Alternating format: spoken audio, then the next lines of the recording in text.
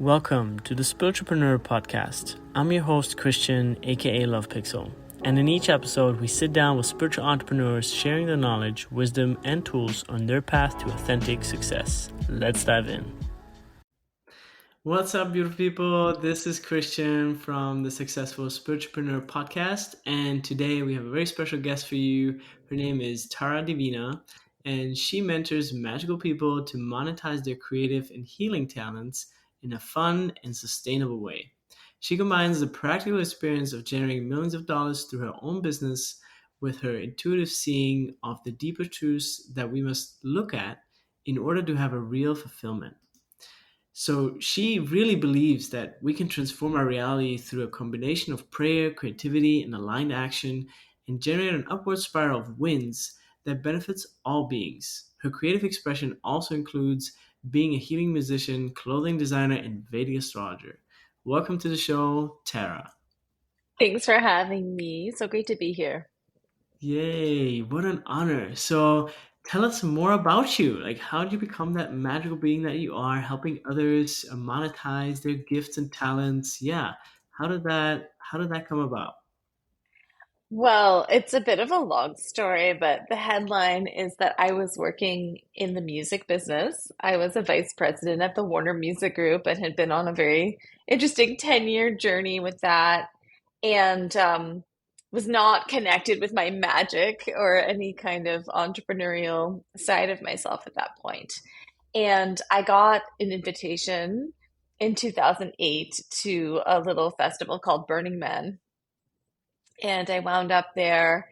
And through a series of synchronistic and magical events, I wound up just discovering a completely different side of my life and opening up kind of the creative and magical, musical, spiritual doorways.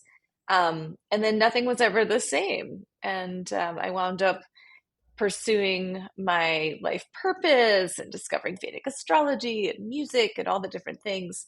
And then eventually figuring out how to monetize that and then just naturally wanting to help others do the same. Wow, I love that. And which one of these, I would say, passions or, vocations of yours is the one that is, I would say, presently most present?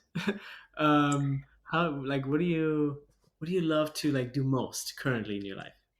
That's kind of like asking someone what their favorite child is, I think, because it's so hard to say. I really am a multi-potentialite in the sense that I do all of the things at the same time. So I would be so sad, for example, if I wasn't focused on giving Vedic astrology readings while at the same time doing business coaching and working on my clothing line and making music, kind of all of which I am doing right now. So I can't really pick a favorite. I can say that financially speaking, my main income source at the moment, just right now, is my coaching business. Though it's not always that way. It hasn't always been that way. It won't always be that way. But right now, that is the case this year. Beautiful. And what are currently like? Do you have any like fun programs that you offer currently? What are you excited about in your coaching business? Yeah, I mean, I'm super focused on my 1 year long mastermind at the moment. I sort of decided this year as an experiment to focus solely on my mastermind clients for business coaching. And so I have 22 amazing, magical, creative humans on this journey with me. And we meet together every week in different ways, and I support them every day. And I decided to just see like what's it like if I just have one soul program this year and just like pour everything I have into it. And so we're a few months deep into that journey, I guess, going on month 4. And it's been awesome and so great to be able to really allocate that focus to serving my clients instead of just launching and marketing and all of Yeah. that. That is also exciting and necessary, but fun to be able to So, focus on them.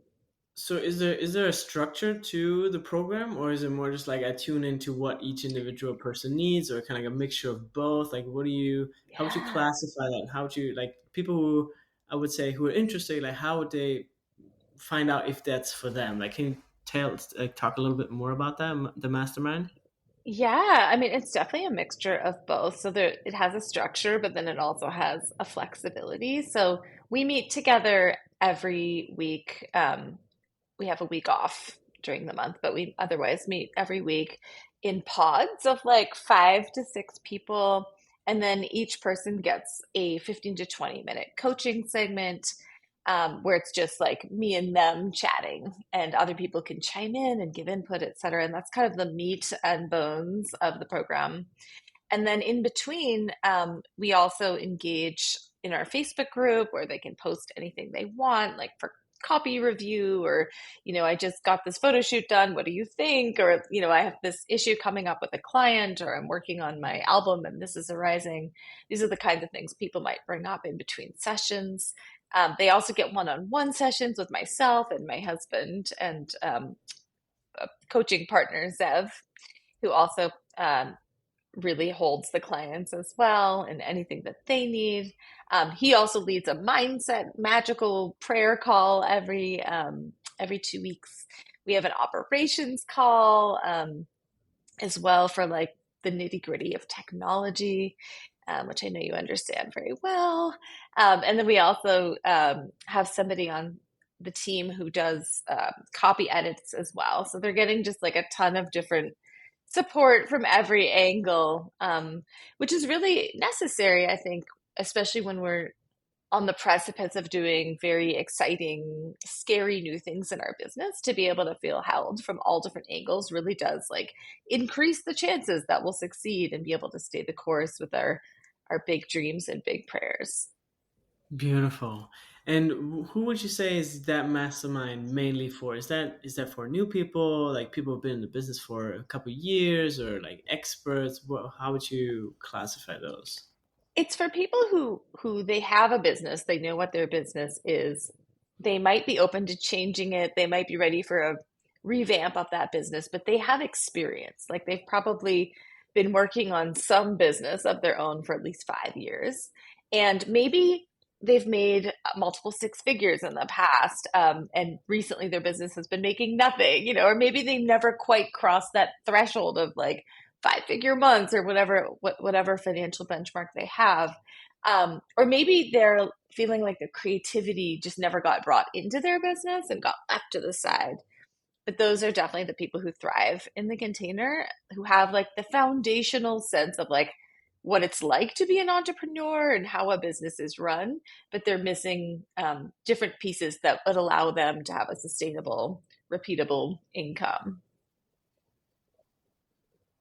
Got it. Okay, beautiful. That sounds like a really, just like holistic program that really covers, a lot for people.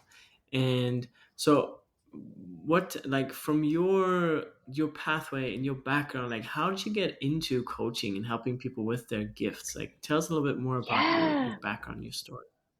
Yeah, well, I definitely did not set out to be a business coach. Like, that's not actually my passion. What happened was I had other successful businesses, and people came to me and said, "Can you help me with my business?" And so it was just sort of an obvious extension of that to do business coaching.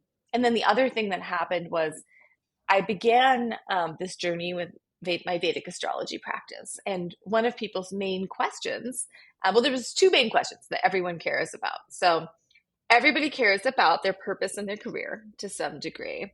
Though it's all a smokescreen because the only thing anyone really cares about, as it turns out, is love and relationships, no matter what they say.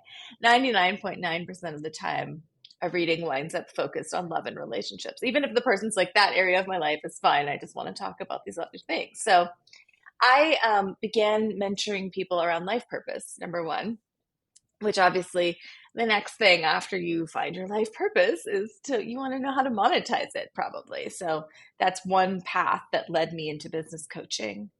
The other one is that it was so obvious that everybody, including myself, needed so much help with love and relationships. And so I co-founded a business with a wonderfully talented expert love and relationship coach who focuses on attachment styles and the healing of those, and we launched a multi-million-dollar coaching business for women initially, and then men also to be able to heal their attachment style and develop healthy attachment and have a healthy and happy, long-lasting partnership. And so I worked on that business for about 6 years. And of course, that was another pathway towards business coaching because people wanted to know how did we do it and what did we do and how can they do it for themselves.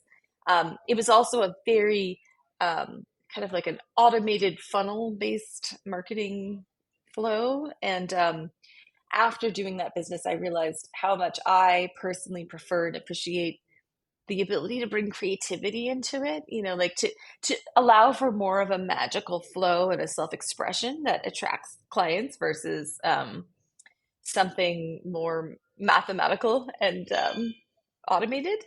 And so, since then, I've learned how to get clients anywhere from my music that's on Spotify to comments I've made on threads talking about fashion. Like to be able to attract a client based on who I am and what I love, instead of just the straight math of an automated funnel, which also very much has its place. So those are kind of the things that wound up ushering me into the world of business coaching.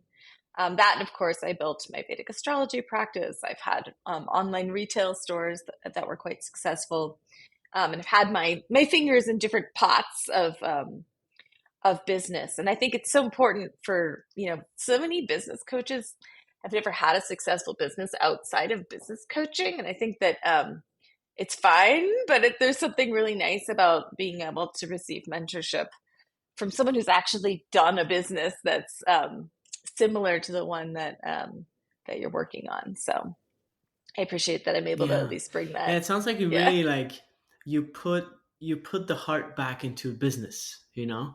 And I love that about your work.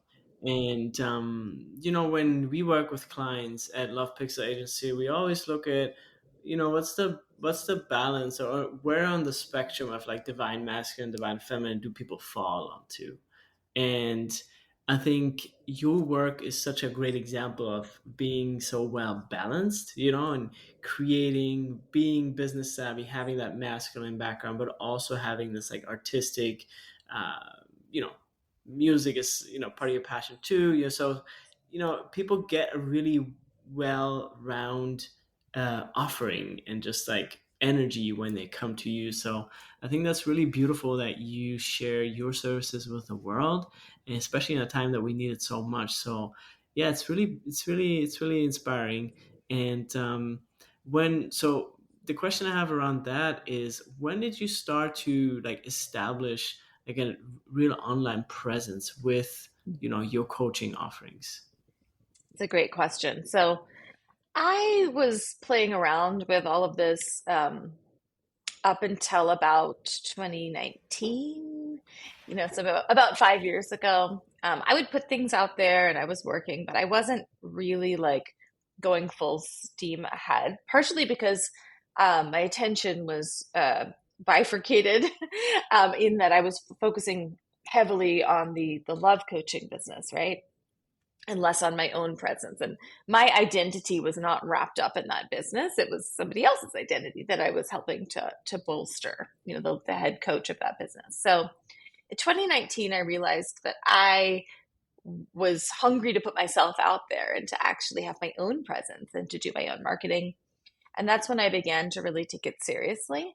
And I decided to just lean into what I was already naturally doing at that time, which was, naturally I would share written content on Facebook. That was the platform and that was the medium that I was most likely to utilize on a day to day basis. And so I leaned into it and learned to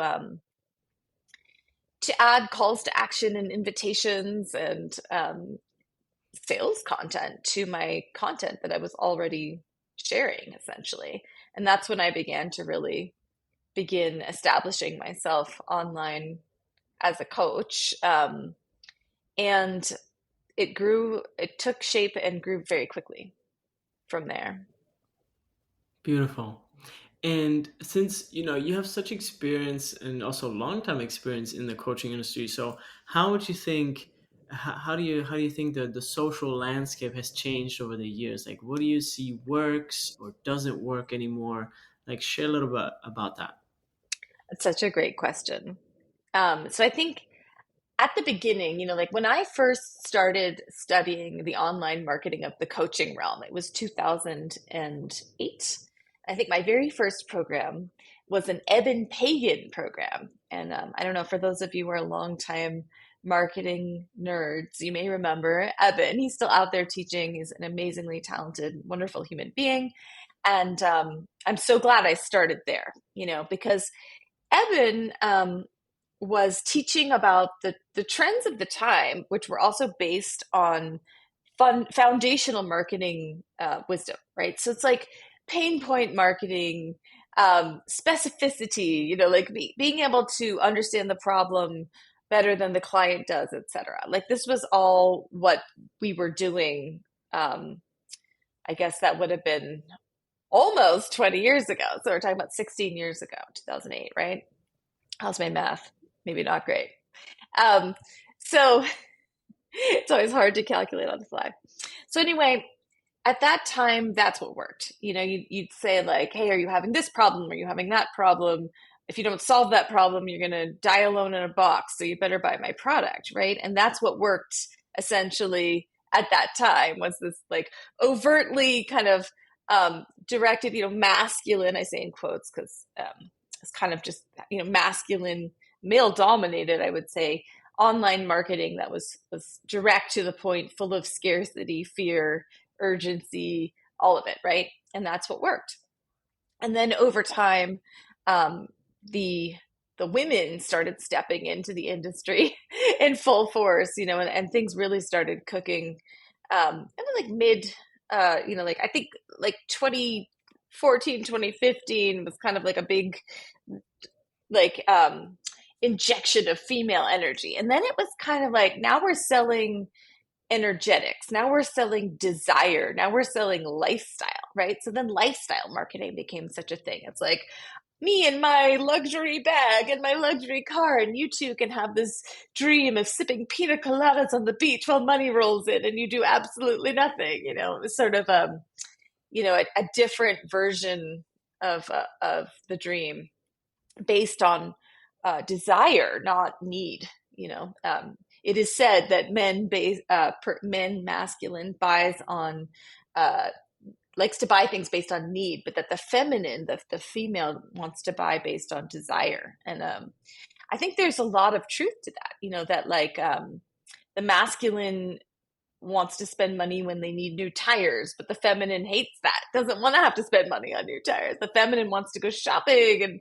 have the whole experience, and the masculine doesn't want to be bothered with that. And again, these are false gender based dichotomies, but useful when thinking about this. Um, so then lifestyle marketing was dominant. That kind of really peaked, I think, around 2021, 2022. And it's like, do you want what I have? So now we've moved from scarcity to you, do you want this? You can have it. Um, and now I believe we want to know a person. We want to know them, to trust them, to like them, to want to embody who they are, essentially, and the energetics of who they are versus what they've got. And so now I think it's all about authenticity. And I also heard recently someone put something in a way that I thought was so brilliant. They said that those who are really great at the medium of video, which has obviously been a huge driver of marketing over the last few years, um, the people who are the best at it, they know how to be themselves and transmit their presence the most authentically and clearly, right? So it's like, can we be the most of ourselves in front of a camera when it's actually the hardest to be ourselves, right? So the people that are succeeding now, they have the ability to turn on the camera or start writing, and you feel like you're on a FaceTime with your best friend, or you feel like you're texting um, with a lover, like it has that energy of like there's an intimacy, there's a sense of there's no barrier between me and you.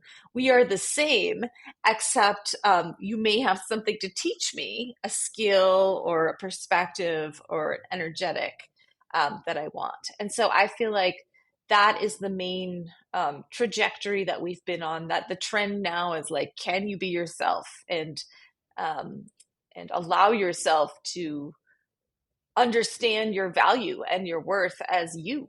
Like your presence is the gift. You are the only one of you that there is. And can you be with that and trust that, monetize that, sell that, market that? Wow. Beautiful.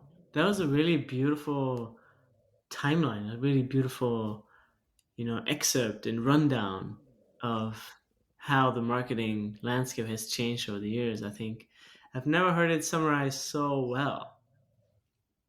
Cute. It's a really fun question to answer. Yeah. Fun to think about it. So, and then, continuing that conversation from there, how can we be more ourselves? Mm. It's a great question. And I think it's a bit different for everybody, but I mean, one simple way is to simply imagine that we're talking to a friend. Like, would I say this to a friend? Is this the language I would use in a normal conversation? If the answer is no, we're probably layering some performance over top of it, right?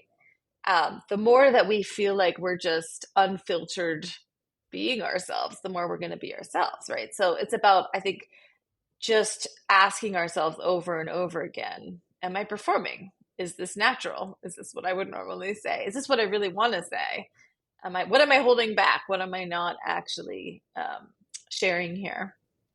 Hmm. So let me ask you. Let's make this a little experiment, with your permission, of course. Well, is what are you holding back? Is there anything you're holding back you would like to make this more real? I think it'd be fun. Ooh, I love that so much. Yeah, it's interesting. I'm in like this point in my own self-expression where I'm asking that same question of myself every day. Like, what am I not saying? What am I not holding back? Or what am I holding back rather? And I don't have an answer right now. Like, I've been meditating on this constantly because I've been in a period of like lower self-expression, I guess. Like I haven't been posting as much or sharing as much. I have been designing clothes and recording music, so my creative channels are flowing in a different direction. But I think that I have gotten a bit tongue-tied with how the energetics and the landscape of social media have been over the last 6 months to a year. Like how much challenging energy and judgment and pain has been getting expressed online, and not sure like where my role is or how to participate exactly in a way that feels right for me. Like I know that things that don't feel right to me include identity politics, sharing alienating opinions that make it impossible for swaths of people to trust me and work with me. Um, Mostly because I believe opinions are just that, opinions. And I don't believe that most of what we're expressing is objective truth on any side of the equation. And so that's really the message that I've been able to share is that, you know, um, but I have been praying into like, what is the higher octave of what wants to come through me? Like, what is there, um, what really wants to be said? Hmm. So, yeah, with that, I think just taking a little breath at this moment, closing our eyes for, I would say, 3 breaths.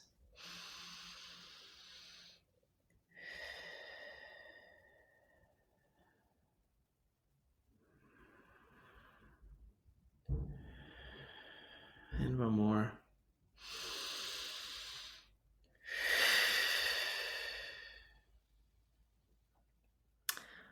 So, Yeah, what wants to be said? What do you want to say, Tara?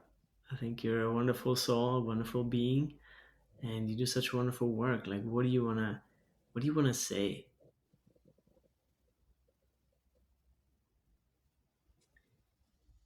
Yeah, I mean, I just don't know right now. And I think that's a place that some of us arrive at sometimes. And I've learned that that Mm, is okay, you know? And I think sometimes it's okay to not say anything when we're not sure what wants to come through. Like when I, as a musician, record music or make music, there will be years where no music wants to come through. And I think as a result of not trying to fight that, I really love all of the songs that do come through. Like I wind up what does get through the what does come through my channel winds up being a song that I'm really proud of every time. And I think that's just how my channel works. It's gotten quiet after years of like um, consistently outputting. yeah, yeah, that's what I feel too. I've done this little challenge for myself last year, starting September. I was posting a reel for every day, and then Mm. in January I stopped because it just takes effort and energy to put it up and to publish, schedule, edit, all that kind of stuff. And then the reward wasn't really there for me, and so it's just like, yeah, there's a time where it just gets empty you know and just like you said, maybe something doesn't need to be said right now. And I think that's where the answer lies sometimes, is just giving us the space to like not output for a while, you know, Yeah, just to be. exactly.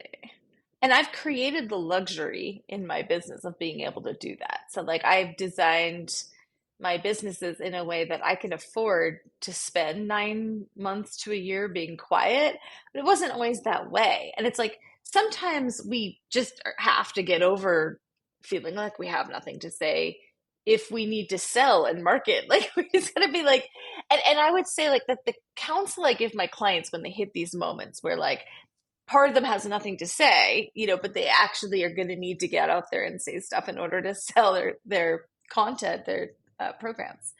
Is how can I help? How can I be helpful right now? What do people need? And if we come from that perspective and make it not about us and not about what we want to say, but more about like what does our client need to hear, then we can overcome these moments where we feel quiet and internal and in a cocoon. And if we've created a business where we now have the luxury of not needing to do that, like we have done our launch and said things and now we get to be quiet for a while, then we get to do that, and that's, but not everyone's business is in a place where that can happen. Hmm, beautiful. And what we say are the key, I would say, factors for us to build a business where that can happen. Yeah. We have to have monthly recurring revenue. We have to have longer offers. So like if we're selling offers and it's like buy my program, it's 4 weeks long. And so that's going to create 1 month of income, and then we're going to have to launch again. Then that's not going to help us have time to be internal or not have to market, right? So it has to be a longer offer, 3, 4, 6 months, a year, longer than a year, right? And then to create recurring revenue. Obviously, people want to pay monthly or they want to break up their payments, or if they pay all at once, we can amortize that throughout the year. But if we don't have that, if we don't have offerings like that in our business, we are going to be launching and selling all the time. So we have two choices. One is we can figure out how to still create organic content in that moment, and like okay, how can I help? What can I say? What could be said? Even though I don't want to say anything. The other option is, of course, to create an automated funnel. Um, and both can work. And in fact, it was wonderful for 6 years to have that automated funnel when I didn't feel like constantly generating content. And I've moved on from my desire to do that. I might pick it back up again, but um, generally speaking, that's what you need. You need an offer that lasts or an automated funnel that will repeatedly enroll people into your offers. Yeah.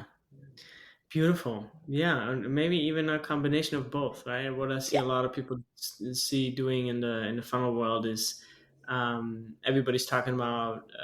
I mean, if you know Russell Brunson, kind of like the founder of ClickFunnels, he's talking about the linchpin funnel a lot lately, or starting last year. And he's all about if you don't have monthly revenue, you don't have a business, right? So he's in the same boat. He calls it the linchpin funnels, and basically all it does is like it's establishing a monthly recurring revenue into your business. Um, and that's basically what he's teaching people to do. And so his perspective has shifted a lot too, because it needed to. The market was just like overly saturated with this offer, that offer, this is gonna fix it, that's gonna fix it, and people are just like tired of the bullshit, pretty much. Like you need like there's no thing that's gonna fix your life in a year. Like how do you expect your mess of 10 or 5 years of mismanagement to be fixed in a year? Like, really? Um, I mean, depending on the program, of course. It's like, whatever. Like, if somebody sits with you every day and it does all, I mean, nothing's impossible, right? We can fix your life in a year, but it's not like you buy a program and yourself, you watch the videos and that's it. You know what I mean? Like, there needs to be some energy input from your side. To just bring you to a certain level.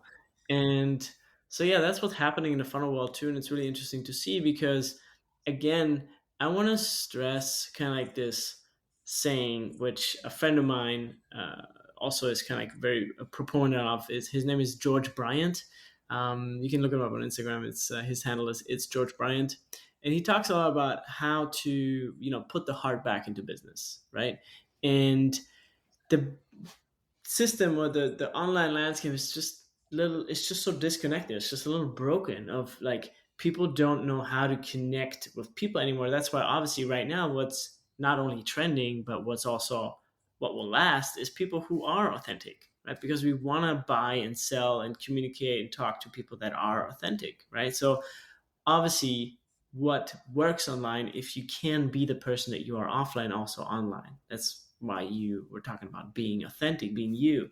Because this human connection, like for some reason when we go on the internet, it's like we lose this like touch with ourselves, and we are a little bit like different, right? You know what I mean? Like we portray ourselves differently, we have a certain image, we're not 100% ourselves anymore. And then that's where obviously the disconnect and the discrepancy and the energetic um yeah disconnect comes in, where people just like, there's something wrong. And just people are getting so much more intuitive, like their bullshit radar is so much more aware of like what's out there.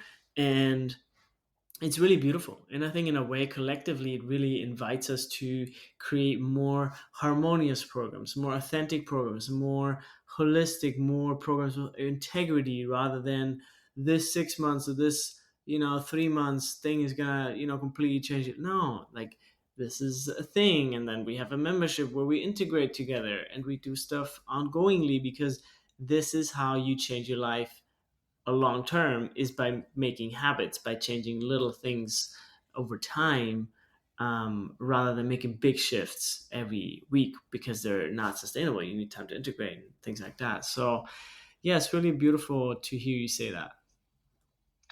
Yeah, exactly. And I think that's one of the things that drove me this year to be like to have the experiment of like, what if I just gave everything to my clients? Like what would happen if I just poured into them every ounce of energy I was going to put into marketing? I've always given my mastermind clients a lot of my attention, but this time I wanted to like make it over the top, because nothing makes me more proud of my work than when everybody is there on the last call still at the end of the period, because that's a big deal for people to stay the course in a container like that, and to have like solid growth and wins. It's like it's so important to me. I just don't feel happy receiving income from somebody who's not getting what they came for. And granted, we can't be responsible for clients' results. We can't be responsible for how they show up, but we can't abdicate responsibility for that either.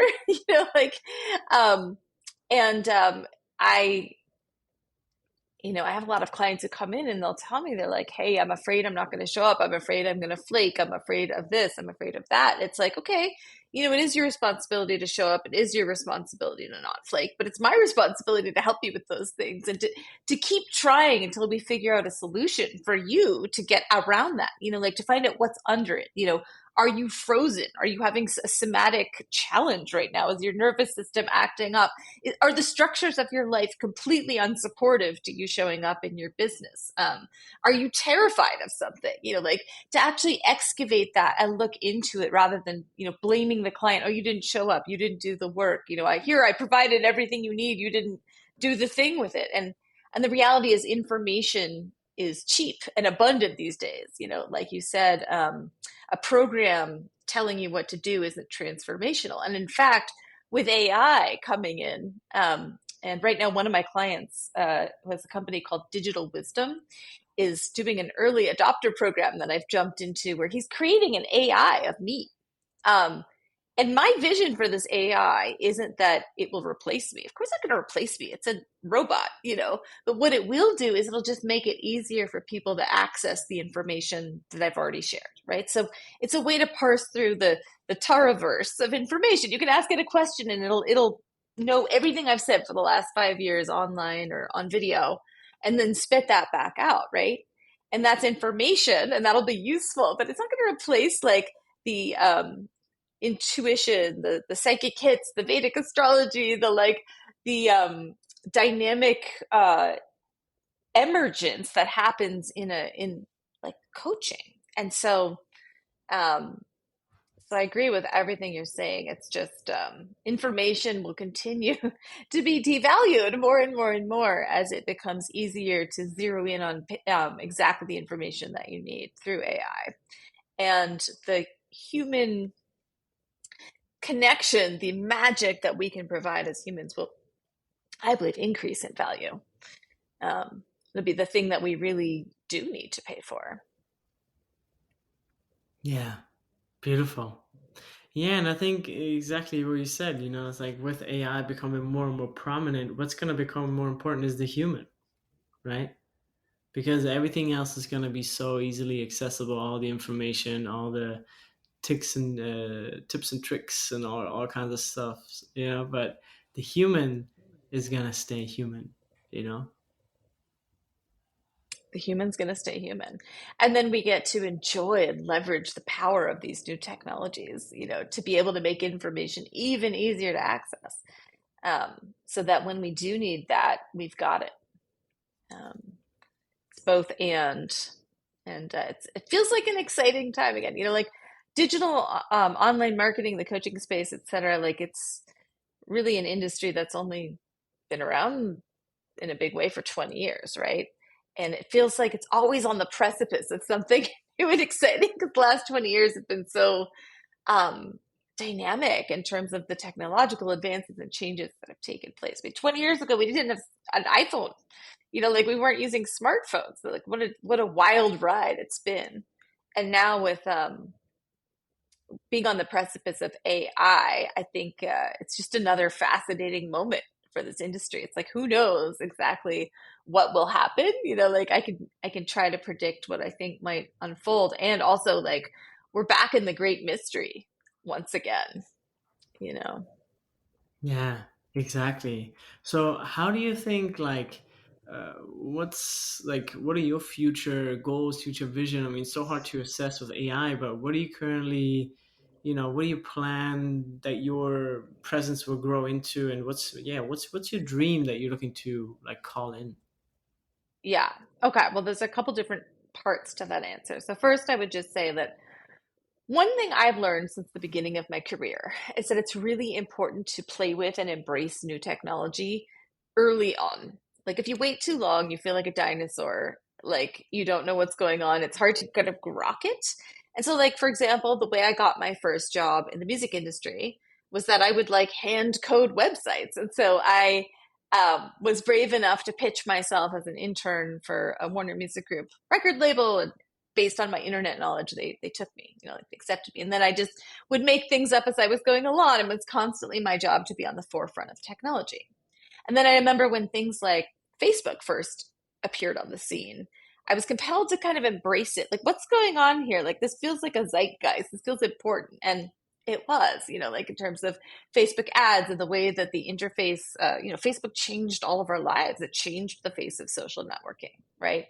Then, you know, we've got, things like YouTube came along and video and TikTok and, Reels and all these new formats and things. And it's like, if we're not early um, in exploring these things, we will get left behind in the dust. And so I do think, like, number one, what's important for me is to continue being open to new technology, even if I am afraid or concerned about the impact it might have on the world. Like it's here to stay. It's coming. So if you can't beat them, you got to join them. And so exploring things like AI and being on the forefront of new technology remains important to me, right? So that's number one. Number two is I'm always asking myself the question, how can I be feeling magical and in my magic as much as possible throughout the day? And so I'm always reassessing, like how magical do I feel? Like, am I in my magic, or am I phoning it in, or is it, could this be more magical? And so right now I think I've been in an inquiry of like, how can I make it even better? How can I wake up every morning even more excited to show up, because I get to feel like those precious moments of being in my magical genius, which we all have our zone of magical genius. And if we know what it is, if we know what those are, I think having a happy work life is all about optimizing those moments, more and more of them and less of the ones that we don't relish, whether we delegate that or we shift our business or we hire a staff. And so, this year is going to be interesting. I'm going to try some new things around my music and promoting that. It's actually become a significant, not dominant, but a significant contributor to my income. My music actually makes me money. It's quite a miracle, frankly, to be a musician who's making money in the world, and I'm barely trying. So I want to focus on that. I'm also, for the first time ever, launching a clothing line, which should hopefully be coming out this summer. I keep redesigning the pieces, so I'm being a perfectionist, but intentionally so. And so, really playing with, because like I said, as a business coach, I like to lead with the business and then coach based on what I've learned versus like become an expert business coach. Like, what even is that, right? So for me, this year is really about leaning back into my own entrepreneurial spirit while I serve my clients, and then seeing where that wants to take me. Like how does that impact my offerings? How does that change where my attention is? It could be that this time next year I'm completely focused on that clothing line. I don't know, but I'm going to find out by playing and experimenting and continuing to follow the threads of creative inspiration, and continue to follow the opportunity to monetize those. I think that's how we wind up doing what we love, is we monetize that which we enjoy doing. Yeah, I 100% agree. Yeah, it's funny that you say, venturing off into different, interests and hobbies and passions, because I'm doing the same with tea. Like, I really love tea. And I just recently launched my own brand on Amazon because I just love tea so much. I have a microblog about tea. It's called besttealeaves.com, where I write about health benefits and just what tea is about. And then the brand on Amazon is called One with Tea, because my purpose really with One with Tea is to bring people into oneness with tea. Like, be now in the moment with your tea. You know what I mean? Don't start to run around and stress around all the time. Just be, So I think tea is a wonderful vehicle for that. So that's something that's also in my life very present in next year, 2025. I'm actually going to study with a tea master in Japan for a month. And so yeah, I'm very excited about that part of my journey. And as the agency is just self-sufficient in a way, I have my team, right? And shifting and focus a little bit more on personal brand, speaking about branding, being part of digital groups and collectives to help people up level their game with web design, branding, funnels, etc. And then tea is just another passion of mine, right? So yeah, it's very cool to Uh, see that we're doing similar things at this time That's too. so cool. I love Yeah. it. I'm so excited for you. How fun that you are. See, you built your business to a place where you can set aside a month to go study with a tea master. And then using all of your genius skills, like for you to launch a tea business is actually, I bet you can do that in your sleep, that you're somebody who has everything that it takes to be able to follow those creative passions and monetize them. And I love that you're doing it. So great. Yeah, yeah, it's very exciting, and it's such an honor. Tea is a very special plant. I feel like a lot of times in my life, it's just tea is the one that calibrates and realigns me to like presence and focus, but not like crazy coffee focus. You know what I mean? So I'm really grateful for tea. Yeah. So yeah, we're nearing the end of our episode. Thank you so much for all your sharings. I think the last question I always reserve for, is there anything you would like to share with our listeners? And then, of course, where people can reach and find you. Hmm. I feel like we've covered so much amazing terrain. Like, there's nothing top of mind other than to just reiterate, like, you get to be in your magic and you get to be paid to be in your magic. And anyone or anything that suggests otherwise is simply not true. And so if you're listening and there's an aspect of your magic that you have not been pursuing for whatever reason, this is your sign to go after it because you love it. There is just nothing in life that is more fulfilling than being in your magical zone of genius or pursuing a creative outlet that you relish. So, those would be my favorite final words to share. Beautiful. Well, thank you so much for being on the show. It's been an honor having you. And yeah, thank you so much for all your gifts, your talents, your beauty, your presence, and your wisdom. My pleasure. Oh, and you'd asked me if people wanted to find me, where they can find me. You can go to my website, taradivina.com, and there's tons of free gifts and things to explore. So feel free to avail yourself of anything there. Beautiful. Amazing. We'll link that in the show notes as well. So you have that for your reference. And yeah, again, thank you so much for being on the show, Tara. Thanks for having me. Bye.